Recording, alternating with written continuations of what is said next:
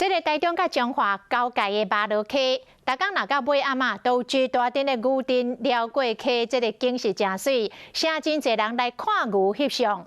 重点是这仔牛到底是为倒位来的呢？原来是有人咧饲，但是这个牛主人占用着公有地饲牛放牛，并无申请许可证，已经违法了，去互人甲检举。 牛直直冲规阵的黄牛、水牛来过溪，拄好伫日头要落山的时阵，壮观阁有诗意。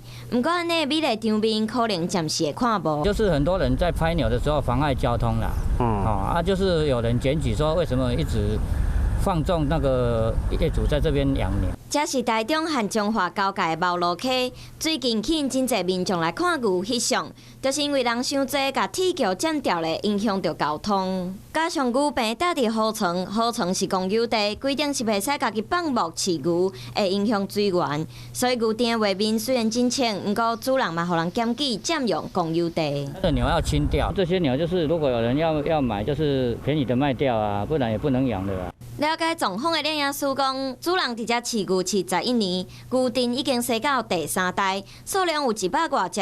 牛若是要刷去其他的所在来饲，真困难。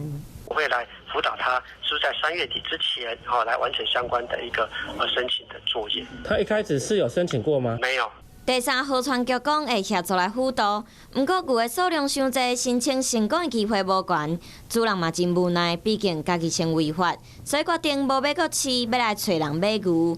一大阵的牛做伙过溪，做伙走的美景，地起来确定是看无啊。